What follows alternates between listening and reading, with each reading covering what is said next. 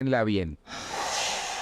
Y bueno, quien está con nosotros hoy es una amiga, es una hermana, es una escritora, es una investigadora de misterio, es además, tiene un doctorado y además de eso es antropóloga y ha recorrido el mundo y escribió este libro. Un momento que lo voy a poner acá para que lo vean. Escribió este libro que es un bestseller, lo consiguen en cualquier librería del país y habla de eso, de la vida después de la muerte y se llama La Prueba. Mado Martínez. Mado, muchas gracias por estar aquí en Vida después de la muerte. A ti por invitarme a este lugar tan fantástico, me encanta este sitio y siempre encantada de estar aquí en Colombia. Y además nos ven en México, en Estados Unidos, en España, de donde eres tú. ¿Cierto? Nos ven en Chile, en Argentina. Y este tema es un tema que siempre genera cantidades de vistas. Y lo quiero decir aquí frente a todo el mundo. Los videos que más se han visto en la historia del canal Red Más son sobre vida después de la muerte. Mado, empecemos por ahí. ¿Por qué crees que nos llama tanto la atención como seres humanos? Tú eres antropóloga. Todas las culturas, cuando tú vas a ver los grandes monumentos del mundo, tienen que ver con la muerte. O por lo menos creemos que tienen que ver con la muerte. Las antiguas maravillas del mundo. Hay una que es un mausoleo, que es el rey Mausolo, y por eso se llama mausoleo. En el Icarnazo ya no queda nada. Las pirámides. Bueno, hay una conexión ancestral con la muerte. Desde luego, ¿qué es lo que se pregunta un antropólogo, un Indiana Jones, un arqueólogo cuando va por ahí descubriendo ruinas y destapando esqueletos, ¿no? ¿Tenían ritos funerarios? Esa es la gran pregunta. Porque si tenían ritos funerarios es que tenían sentido de la trascendencia, del más allá. Son símbolos de humanidad. Los primeros símbolos y signos de civilización humana tienen que ver con la compasión, con la preocupación por nuestros muertos, ¿no? ¿Qué les va a pasar? ¿Qué va a pasar cuando estén muertos en el más allá, ¿no? Y eso es muy humano, es una pregunta muy humana y es una inquietud, yo creo que universal. Y es lo que uno aprende cuando estudia antropología, que el sentido de trascendencia, el preguntarse qué habrá detrás de esa puerta, es algo totalmente universal y es lo que nos hace humanos, en gran parte. Y eso es algo que quería tocar, porque cuando uno empieza a mirar la historia de las religiones, la historia también del pensamiento mágico, las primeras muestras de humanidad, el arte, siempre están ligados con ese mundo que está también el más allá, que es como otra dimensión, otra esfera que a veces coexiste con nosotros, ese plano donde están los espíritus que no son más a veces que seres que estuvieron aquí antes y que quedan remanentes o que quedan viviendo con nosotros. ¿Están los espíritus desde el inicio de todas las civilizaciones? Pues es que mira, la muerte es la misma para todos, pero no para todos significa lo mismo. Es decir, para nosotros puede significar una cosa, para una persona asiática puede significar otra, en el antiguo Egipto significaba otra cosa, en el libro tibetano de los muertos tiene otro concepto, los mayachortis pensarán que es otra cosa, y a lo mejor alguien con un modelo de pensamiento muy racional en pleno siglo XX, muy occidental, dirá que la muerte es una cosa clínica y después no hay nada más, ¿no? Que es un proceso biológico y que ahí se acaba todo. Y si nos vamos a la antigüedad grecolatina, tendrían otro pensamiento. Y la idea del más allá tiene un poco también que ver con eso. Es decir, es que el más allá no es un concepto exento de matiz cultural. Siempre tiene un significado específico dependiendo de a quién le preguntes y a la cultura o a la sociedad o en el momento en el que lo preguntes, ¿no? Pero como tú dices, siempre ha habido como una pescadilla que se muerde la cola, ¿no? Porque observamos, pues eso, el libro tibetano de los muertos, el libro de los muertos egipcios, siempre tenemos como una especie de relatos de cómo es el más allá que nos vienen a decir qué hay detrás de esa puerta que decíamos al principio.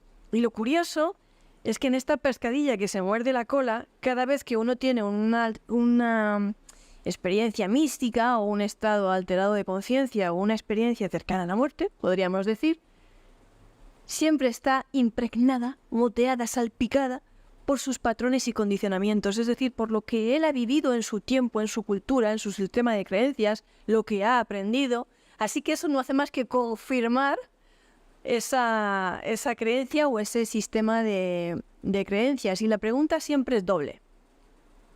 Son las experiencias místicas, ¿vale? Un acceso a cómo es ese más allá, o es la cultura, la que dice cómo vas a tener esa experiencia mística. Y esos estados alterados de conciencia están en muchas culturas, están en los chamanes y se llegan por medio de plantas, se pueden llegar por medio del baile, se puede llegar por medio de la privación, ¿no? Hay gente que dice, dejo de comer, el ayuno espiritual, por eso es espiritual, y dicen los neurocientíficos que se activan partes del cerebro y entonces la gente empieza a tener sensaciones místicas. Pero lo que sí es cierto es lo que decías, Mad, que a mí me parece increíble, y es que los grandes maestros de la humanidad y los grandes administradores de lo espiritual, de alguna manera siempre tuvieron experiencias místicas en las que decían, así es el más allá, ese es el mundo de los muertos, yo puedo convertirme en jaguar en el Amazonas y ahí veo los espíritus de los ancestros, o Jesús se va 40 días y 40 noches y se enfrenta al mismísimo demonio, ¿no? O Buda sentado en un árbol. Son estos místicos los que nos cuentan sobre el más allá, ¿no? Sí, fíjate, los 40 días en el desierto de Jesucristo, estas quedadas que hace a veces la gente para ver alienígenas, ¿no? En el desierto de Atacama o no sé dónde, que están en lugares extremos, en situaciones inhóspitas, sin comer, sin beber, sin no sé qué, y que al final tienen una especie de visión en la que, bueno, pues todo eso viene del sentido de la privación o de someterse a condiciones extremas, caminatas o carreras extenuantes, meditación, la danza, el baile con tambores, bum, bum, bum, bum, bum, que tiene que ver con los latidos del corazón. Todo eso tradicionalmente han sido como herramientas que los místicos de diferentes culturas, chamanes, líderes, jefes, han utilizado para entrar en esos niveles de conciencia, en esos estados alterados de conciencia que todos, absolutamente todos, tenemos la posibilidad de experimentar, porque nuestro cerebro de Homo sapiens está ensamblado para que nosotros podamos tener esos estados alterados de conciencia. Nosotros venimos con eso de fábrica. ¿Qué quiere decir eso? Que seguramente hemos evolucionado para tenerlo. Porque si lo tenemos es porque hemos evolucionado así, ¿por qué tenemos emociones? Porque son adaptativas, nos permiten sobrevivir en el medio. ¿Por qué tenemos esa posibilidad de tener estados alterados de conciencia? Seguramente porque lo necesitamos y tiene que ver con nuestra resiliencia, es decir, con la capacidad del ser humano de salir adelante y enfrentarse a situaciones, a cosas y a momentos en la vida muy duros y muy complicados, el duelo, el trauma, ¿no? Que gracias a ese tipo de experiencias uno puede llegar a, canalizar de otra forma, asumir de otra forma, salir adelante, superarlo y implementarlo de otra manera.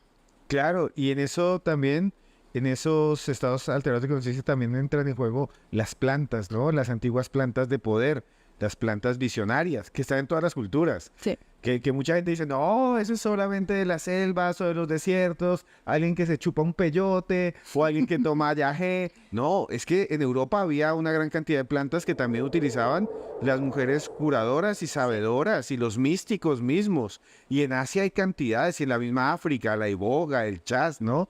Y dicen muchos, o no sé qué piensa Amado de lo que voy a decir, que esas plantas proporcionan una visión de ese otro mundo, del mundo espiritual, y que mucho de lo que hemos retratado en el cielo y en el infierno son espejos de esas experiencias que tuvieron hace siglos, milenios nuestros ancestros comiéndose un hongo, por ejemplo.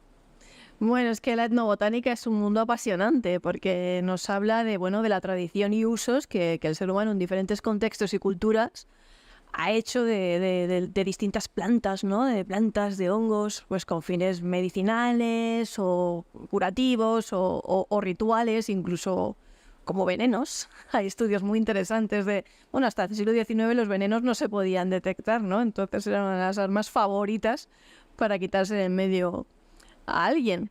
Pero lo cierto es que dependiendo del contexto y dependiendo de la cultura, las plantas han tenido un protagonismo innegable. Hay otras culturas que no. Bueno, pues los primeros movimientos, en los orígenes del chamanismo en el corazón de Europa o en el norte Siberia. de Siberia, no utilizaban las plantas para entrar en esos estados alterados de conciencia, utilizaban los tambores, por ejemplo, ¿no?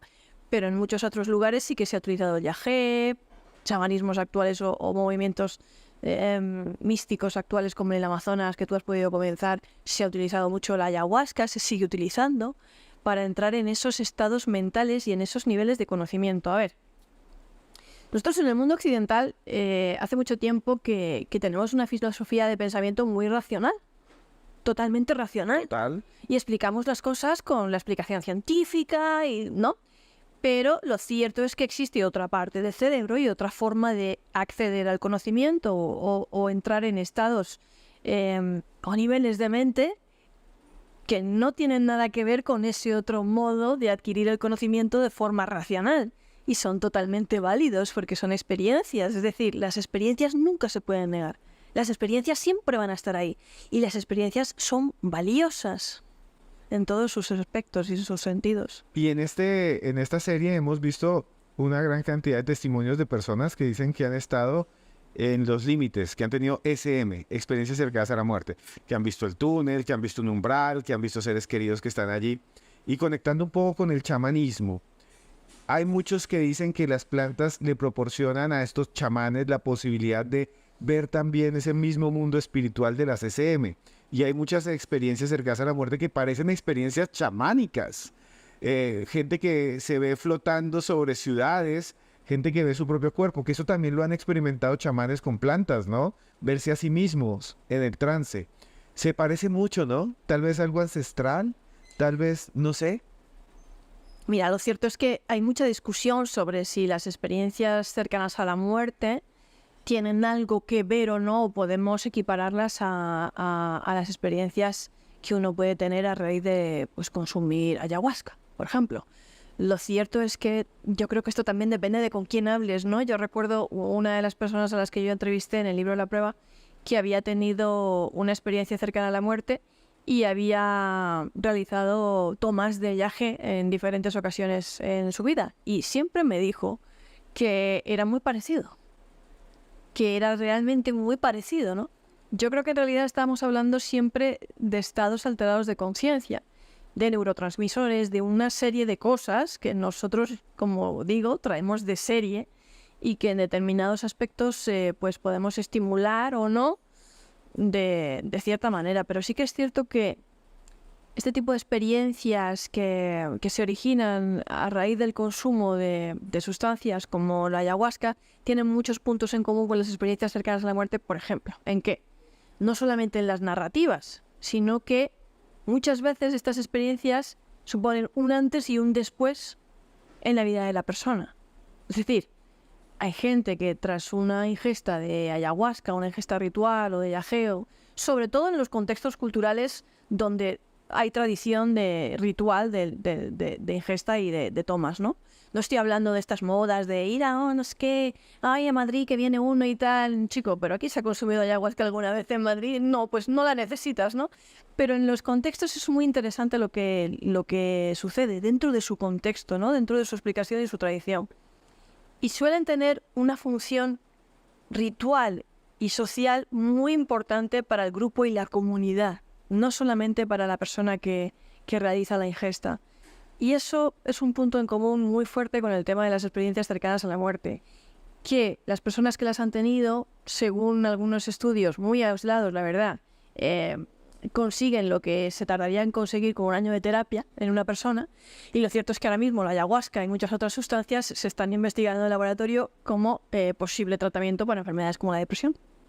Y aquí hay una cosa que ya nos lleva a este mundo, a este más allá, tal vez visto por los chamanes, tal vez visto por gente que tuvo experiencias, porque esas experiencias no son de ahora, no son nuevas, porque aquí muchos nos han dicho, no, es que con las técnicas nuevas de resucitación, que ahora le colocan un choque eléctrico y el corazón vuelve a latir, o que ahora que te sacamos el corazón y te colocamos unas venas de las piernas, y entonces eso no había antes, entonces antes no había semes. No, antes sí, siempre ha habido experiencias cercanas a la muerte. Recuerdo mucho a los griegos, a más de uno que dice que soñó otro mundo, ¿no? Cuando estaban muy enfermos. O sea, es algo que existe desde el inicio casi de los tiempos.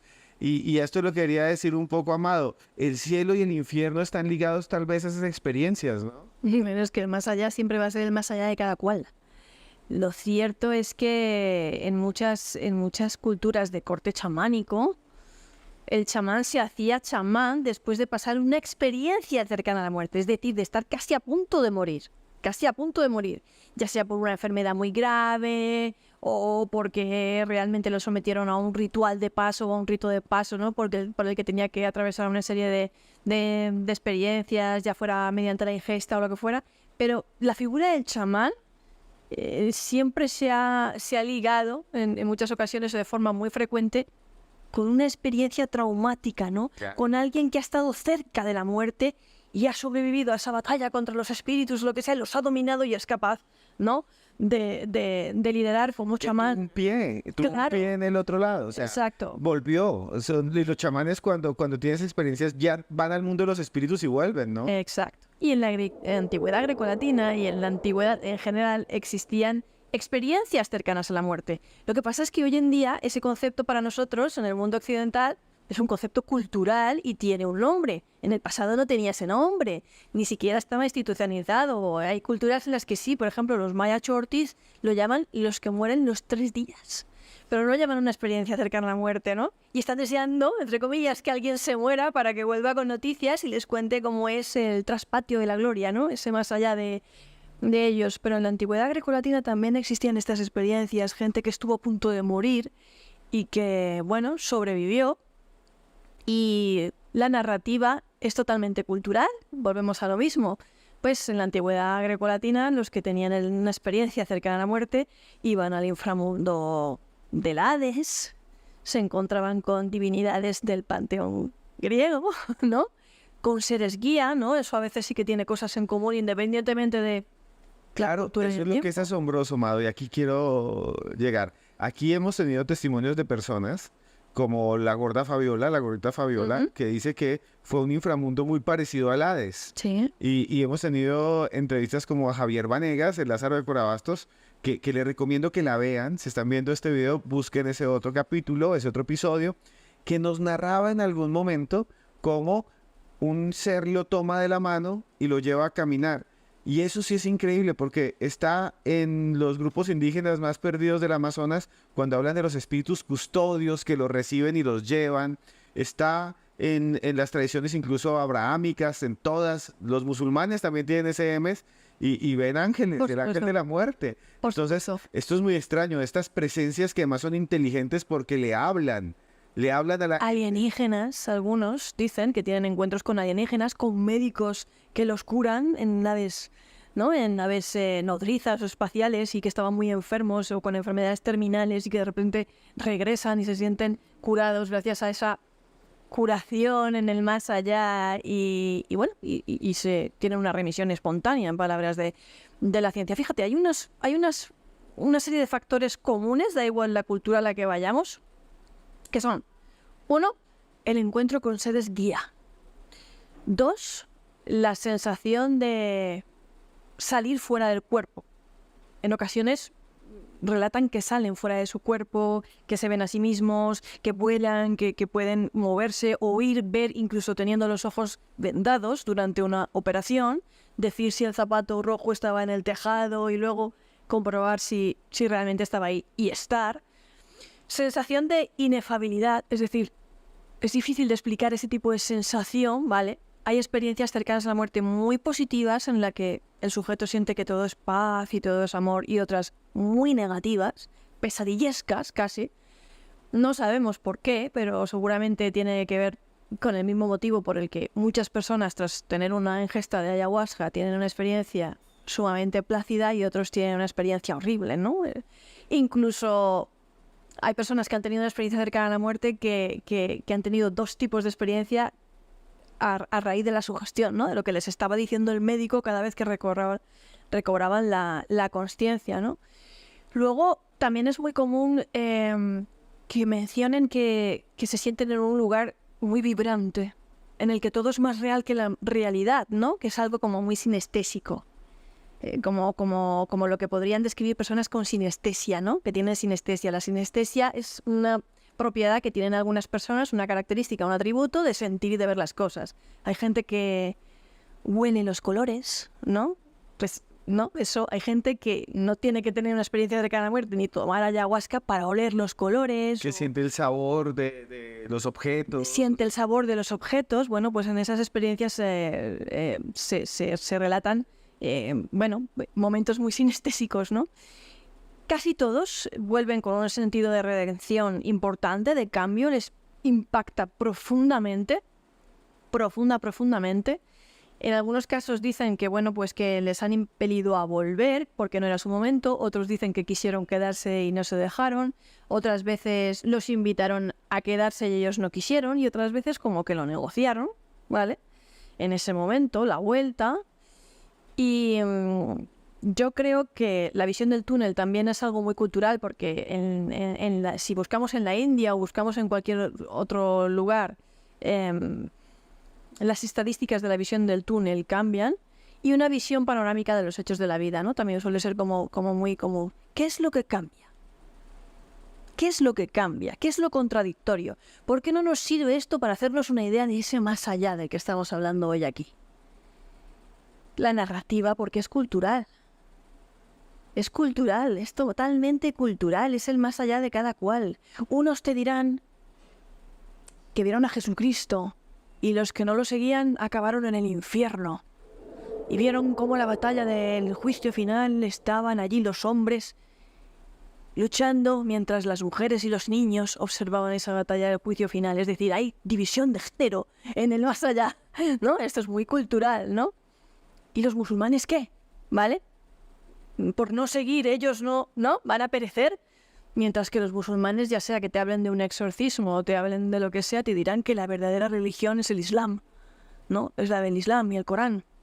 Unos te dirán que el más allá es todo amor, que es un lugar en el que todo es amor y da igual si en la vida has sido el mismísimo Hitler, porque eres amado, ¿vale?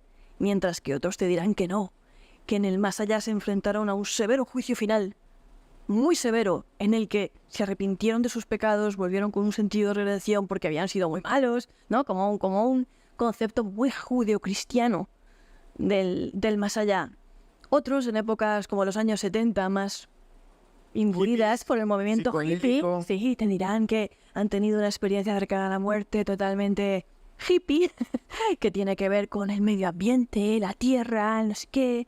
Otros te dirán que tuvieron encuentros con alienígenas, ¿vale? Otros con seres angelicales, otros con zopilotes, los Maya Ortiz. Pero el más allá es muy contradictorio, dependiendo de quién te lo cuente.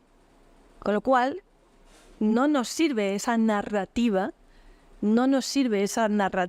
para hacernos ninguna idea del más allá, porque solo es una experiencia muy personal y una experiencia social y cultural. Es muy valiosa como experiencia, sobre todo para ti, que la has tenido. Pero aparte de esto que es una narrativa muy individual, que tiene que ver con lo que se aprendió en toda la vida, con lo que se te enseñó, sí hay unos puntos en común que están en todas las culturas, que tú misma estabas contándonos, que resultan increíbles y que aquí no los han dicho. Por ejemplo, el encuentro con seres guía. Y la revisión de su vida. Sí. Aquí nos han contado varias personas, es que yo, de un momento a otro, me vi observando mi vida como si fuera una película. Sí. Y eso lo cuentan desde Mongolia hasta los indígenas del Amazonas. Sí. Y eso sí resulta sorprendente. Es como... No tanto. Sí y no. O sea, es llamativo, pero de acuerdo a los últimos estudios, que tampoco es que los tengamos desde hace décadas, recientemente, este año y el año anterior, hemos podido tener estudios sobre qué es lo que sucede en el cerebro de una persona cuando está muriendo. Se activan ciertas zonas cerebrales muy relacionadas con esa visión del túnel y la revisión panorámica de hechos de tu vida, ¿no? De tu vida. Y lejos de lo que uno pudiera pensar o de lo que siempre hemos creído, que el cerebro o la actividad cerebral se apaga cuando se apaga el latido, resulta que no, que sucede todo lo contrario, que hay un chute, una explosión de actividad cerebral como en el último sprint de la vida, ¿no? Que hace como ¡vum!, que el cerebro se enciende y que activa esas zonas que tienen que ver también con las alucinaciones y con los estados alterados de conciencia, en definitiva, que sí podrían explicar esos elementos en común, ¿no? lo cual sigue siendo maravilloso y lo cual yo creo que es una gran lección para afrontar la muerte con una nueva perspectiva, porque ese momento es importante y en ese momento estás lúcido. Todavía estás lúcido. Lo que hay después no lo sabemos. Y estás viendo recuerdos de toda tu vida. O sea, es como las personas dicen que les muestran un panorama de lo que vivieron y que aparecen y emergen momentos que ellos ya habían olvidado. Y algunos dicen que sienten con mucha intensidad Muchísimo. lo que han hecho mal o lo que han hecho bien. Ajá. Que cuando ven en la calle, lo decía la gordita Fabiola, y lo dicen muchos otros, que cuando ven en sus recuerdos que iban por la calle y que, por ejemplo, ven a alguien que no le ayudaron, se sienten mal, muy mal, como si te juzgaran. Es como cierta sensación de juicio, ¿no? Sí, Antonio Gala decía también que él se vio de pequeño en escenas muy cotidianas, en pues, su padre limpiándole la nariz y cosas así. Dice que él no vio ningún premio ganar cuando él ganó premios o la fama, los libros que publicó, que en ningún momento él vio eso. Que él vio escenas muy cotidianas y muy sencillas de su vida que en realidad cobraron una importancia tremenda, porque esas eran en realidad las cosas importantes de la vida. Y una lección muy grande o algo que podemos aprender de las personas que han tenido una experiencia cercana a la muerte o investigando este tema es que todos dicen que ya no le tienen miedo a la muerte, pero lo más importante es que ya no le prestan atención a cosas que antes sí le prestaban atención y que ya no les importa tanto la vida material, porque son conscientes de que no es lo importante en este mundo, en esta vida, ¿no? Y yo siempre digo que al final, de tanto estudiar las experiencias cercanas a la muerte, te enseñan que también hay vida antes de la muerte y que esa es la que merece la pena vivir, ¿no? Y como dice mi madre, que al cementerio no me llevéis flores, las flores ahora, ¿no? Y esa es una gran enseñanza. Y vamos entonces a esos casos que estudió, porque yo sé que mucha gente quiere escuchar de lo que usted hizo en su libro La Prueba, que fue viajando por muchos países, entrevistando a muchas personas. Cuéntenos uno de esos casos que se encontró que para usted sean realmente memorables, que usted dijo, estoy escuchando a esta persona contándome esto y realmente hay algo aquí. Bueno, es que hay muchos casos por los que yo me decantaría, porque creo que todos y cada uno de los casos que hay en la prueba son fascinantes, porque una de las cosas que a mí más me llamó la atención o en los que más presté el foco, dejé muchos casos fuera y tuve que ceñirme a los más importantes o los más relevantes, no solo desde el punto de vista cultural, sino desde el punto de vista de los efectos secundarios. A mí me llamaba mucho la atención no la experiencia cercana a la muerte en sí, porque ya había muchos estudios sobre ese tema. Tú puedes encontrar muchos libros sobre experiencias cercanas a la muerte, muchísimos, y casos, experiencias, cada uno te contará la suya. A mí, los casos que me interesaban y que me gustaban y que me volaban la cabeza y que yo no podía explicar ni como antropóloga, ni como neuróloga, ni como nada, eran los de las personas que regresaban a la vida con información privilegiada de hechos futuros que acababan sucediendo. Los que después de enfrentarse a una enfermedad terminal y ir a morir, regresaban asegurando que habían tenido una experiencia cercana a la muerte en la cual les habían dicho que se iban a recuperar de un cáncer con metástasis, con esto, con lo otro, y que regresaron a la vida y realmente se recuperaron. De personas que sin haber sido nunca medium, sin haber tenido ningún episodio de mediumnidad, tras una experiencia cercana a la muerte, empiezan a tener episodios mediúmnicos y encuentros con seres, según me decían, que les piden cosas y les hacen encargos, ¿no? Mediumnidad, encargo de recado se llama eso, ¿no? Como un poco como la serie Melinda entre fantasmas, no sé si aquí en Colombia se llamaba igual. Y te voy a contar un caso, quizás este lo conoce mucha gente o no, el de Mary Zenil, que era una cirujana ortopédica, y me costó bastante entrevistarla, varios meses detrás de ella. Ella es una cirujana de Estados Unidos que se encontraba practicando su deporte favorito, que es el kayak en Chile. Y bueno, pues estaba allí con su marido, de repente tuvieron un accidente, ella tuvo un accidente con su kayak, se dio la vuelta y se quedó atrapada bajo el agua. Mucho tiempo, demasiado. Los paramédicos no recomendaban que la reanimaran porque pensaban que ya pues le había faltado mucho oxígeno al cerebro y no se iba a quedar bien.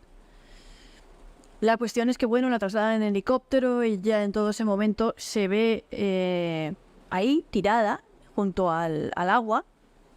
Y ella me decía que ella no se sentía vinculada a ese cuerpo. Como que era algo totalmente ajeno, que realmente ella era lo que estaba sintiendo, no ese cuerpo que estaba ahí. Y que estaba muy bien y se encontraba de forma, bueno, fabuloso, así que no tenía ningún interés en volver a ese cuerpo. Quería quedarse donde estaba, en un lugar en el que ella tuvo una serie de encuentros con seres que ella calificó de angelicales, hay que decir que ella era cristiana, creyente, y bueno, que no quería volver. Y entonces le dicen que sí, que tiene que volver, y ella negocia y dice que no, que está muy a gusto, que para qué, ya está ahí su marido, que se encargue de los hijos, que tal, que cual, que no quiere volver a la vida. Y es entonces cuando le dicen que bueno, que es que ella sí tiene que volver, porque ella tiene que ser un apoyo muy grande para su marido y para su familia cuando su hijo Willy muera a la edad de 18 años. Y su hijo Willy en esos momentos tenía 3 hijos de entre 7 y 9 años, era muy pequeño, y cuando le dicen eso, pues ella pues dice, tengo que volver, y regresa. Pasan los años, yo siempre lo digo, esta historia es quizás la que más he contado, pero creo que la que más me conmovió, la verdad, tengo que confesarlo. Y ella con esa espada de Damocles ahí pendiendo sobre su cabeza, porque para ella esa experiencia había sido muy real. Claro. Ella no lo ponía en duda ese mensaje que había recibido. No pensó que había tenido una alucinación, no pensó que era de la anestesia, no pensó que era de nada, ¿no? Bueno, cuando su hijo Willy cumple los 18 años, la llama desde un parking, muy nervioso, porque alguien le está encañonando. Ha tenido una discusión en el parking. En Estados Unidos es muy normal que la gente lleve una pistola, todo el mundo puede llevar armas, y lo están encañonando. Y su madre le dice que no se preocupe, que mantenga la calma, le da una serie de consejos, gracias a los cuales él salva la situación, y no le pasa nada. Y Mary piensa, ya está, lo he conseguido. Como yo regresé a la vida, he conseguido, de alguna manera, cambiar el destino, porque yo estaba aquí, he interferido, este era el momento, porque mi hijo tenía 18 años ahora mismo, y he evitado su muerte. Sí, se relajó. Lo que no sabía es que meses más tarde su hijo Willy sí iba a fallecer en un accidente de esquí con una amiga. Iba a perder la vida. Entonces, como este caso, en la prueba hay tantos. De profecías, de predicciones. Y aquí también nos han contado muchas historias así, Mado. Por ejemplo, aquí vino alguien, lo pueden ver en otro capítulo, vuelvo a decirlo, que nos dice que de repente un amigo muerto se le aparece en sueños y le dice no viajes. Y esta persona dice no voy a viajar y tenían un accidente los que habían ido a esa hora. Hay muchos casos así, Sí. ¿no? De información futura, ¿no? Como si esas experiencias permitieran hasta cierto punto tener una experiencia cercana al destino, ¿no? A conocer el destino, el camino labrado. Fíjate, en la prueba, aparte de experiencias cercanas a la muerte, experiencias cercanas a la muerte compartidas, todo este tipo de experiencias de alienígenas, de curaciones, remisiones espontáneas, de profecías del futuro, de tantas y tantas cosas increíbles asociadas con el tema de las experiencias cercanas a la muerte que la gente ni se imagina. Fueron 10 años en los que a mí me explotó la cabeza por muchos motivos. Hay un capítulo entero dedicado a las visiones en el lecho de muerte. Y esos casos en los que, por ejemplo, rescatando el caso de una de las chicas, que además era amiga mía de mi pueblo. Ella estaba sola en su casa cuando era pequeña y tenía mucha amistad con una vecina. Pues nosotros cuando éramos pequeños en los pueblos jugábamos mucho en la calle.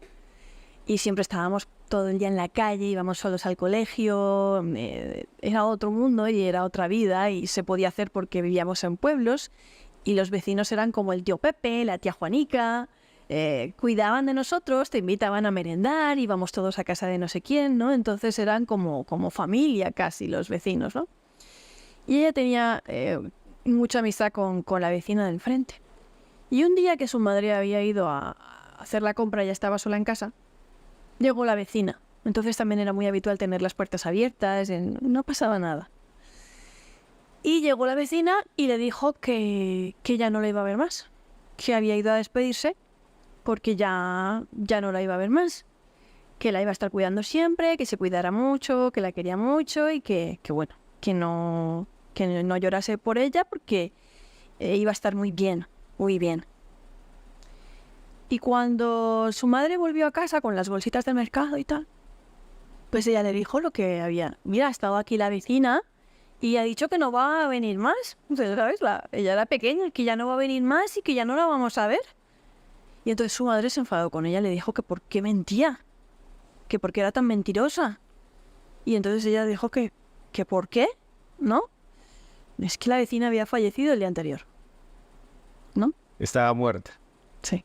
Y esos casos son muy comunes. Aquí hemos escuchado personas, y yo también he escuchado cantidad de médicos incluso, que narran cómo los pacientes le dicen, vino ayer mi padre a visitarme, vino mi prima a visitarme.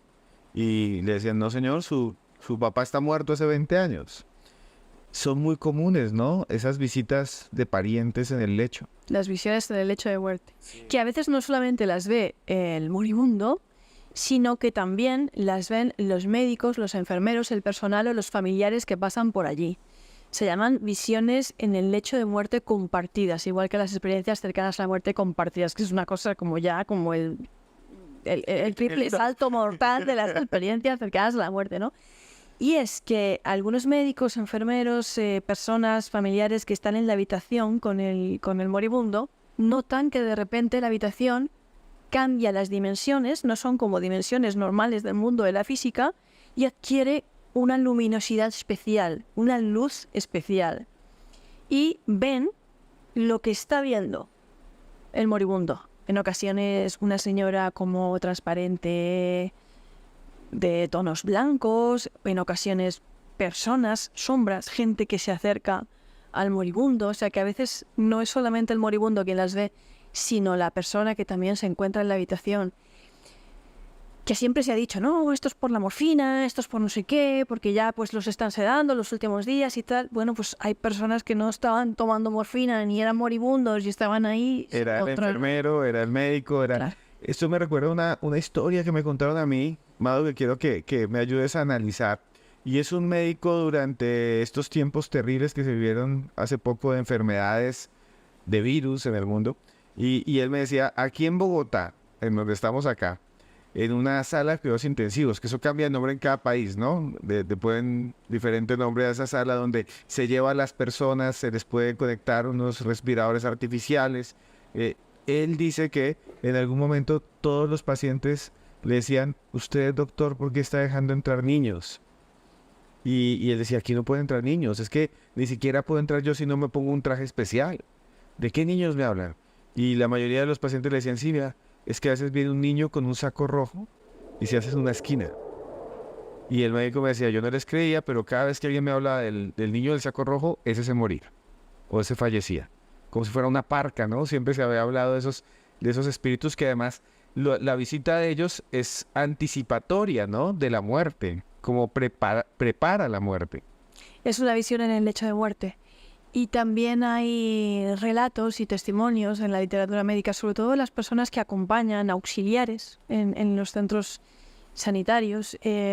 Yo entrevisté a personas que se dedicaban a trabajar en duelo o a trabajar en alas de oncología con niños, que los niños también tienen una serie de encuentros y visiones en el lecho de muerte sumamente conmovedores. Hay historias ahí tan conmovedora como la que tú acabas de contar del niño del saco rojo.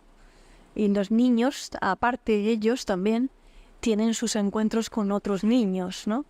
Ahí hay muchos testimonios de ese tipo y son muy, muy, muy conmovedores por el tema de que son niños. Algo que has remarcado mucho es el asunto de las experiencias cercanas a la muerte compartidas. Sí, es que como que te decía, en esta investigación, en todos estos años, en el libro La Prueba, me dediqué a buscar las experiencias cercanas a la muerte raras. O sea, como ya te decía, como el triple salto mortal, algo porque una experiencia cercana a la muerte tal cual pues ya sabemos lo que es, ya tenemos muchas narrativas y bien, bueno, se puede explicar desde el punto de vista cultural, se puede explicar desde el punto de vista neurológico y lo que me interesaba era lo inexplicable, o sea, lo que no se podía explicar. Y una experiencia cercana a la muerte compartida, al igual que una visión en el hecho de muerte compartida, es aquella que vive la persona que la experimenta, es decir, el que tiene una muerte clínica y tienen que reanimarlo, o ¿no? O que pasa por un evento traumático de algún tipo, ¿no? Y el que está en la habitación, o sea, con él, el que lo acompaña, ¿no? El médico, el enfermero o el familiar. Si ya es difícil de explicar o de imaginar que una persona tenga una experiencia cercana a la muerte y de repente se encuentra en otra dimensión o fuera de su cuerpo, tenga un encuentro con un ser luminoso que le dice unas palabras o unas cosas o le dice que regrese o lo que sea, imagínate que la persona que le está cogiendo la mano a esa persona, a ese individuo que está teniendo esa experiencia o que está junto a él en la habitación o lo que sea, está viviendo lo mismo que él y de repente se traslada a esa dimensión con él y ve a ese mismo ser luminoso y se acerca con él. Juntos, van caminando juntos hacia él. Y viven la misma experiencia. Y entrevistas a uno y entrevistas al otro. Y los dos te cuentan la misma historia. O sea, lo vivieron igual, ¿no? Uno a lo mejor con más miedo, otro con menos miedo. Con más miedo yo porque era el que me estaba muriendo y me llamaba por mi nombre. Y ella como, no, yo no me quiero morir. Y el otro como, no, pero los dos se quedaron como, ¿tú has visto esto? ¿Por qué una persona que no se está muriendo, que no está teniendo una experiencia cercana a la muerte, porque no se está muriendo, tiene la misma experiencia que su familiar o su paciente que está atravesando por ese trance biológico, ¿no? Esto es sumamente inexplicable. Hay un capítulo ahí entero sobre este tema. Entre otros, un capítulo que a mí me pareció de los más conmovedores que sucedió aquí en Colombia.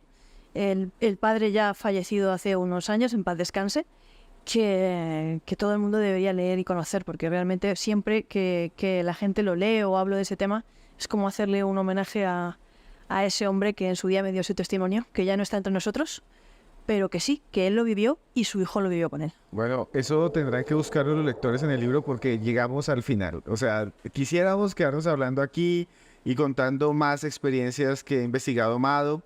Y finalmente quiero preguntarle, Mado, ¿usted le tiene miedo a la muerte después de investigar todo esto? ¿Qué le diría a la gente que nos está viendo que tal vez dice, voy a ver este video porque me da miedo la muerte, porque realmente estoy pasando por un trance muy doloroso? ¿Qué le diría a esas personas? Que para conjurar ese miedo solo hay que pensar que hay vida antes de la muerte y merece la pena vivirla. ¿Por qué vamos a estar preocupados por qué hay después de la muerte o si...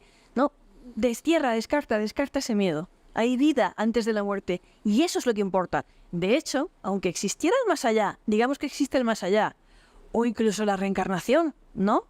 Si nos vamos a los estudios de Jim Tucker, de Ian Stevenson, de esos niños con recuerdos espontáneos de vidas pasadas, incluso si existiera la reencarnación, tú y yo ya nos hemos reencarnado. Es decir, que el más allá es aquí y ahora. Bueno, gracias, Mado, por estar aquí en Vida Después de la Muerte, Pruebas del Más Allá, con su libro La Prueba. Muchas gracias a ti. Un placer. Y a todos ustedes, muchas gracias. Sigan mirando todos los capítulos, no se despeguen. Gracias por vernos aquí en esta nueva serie digital de Red Más Televisión.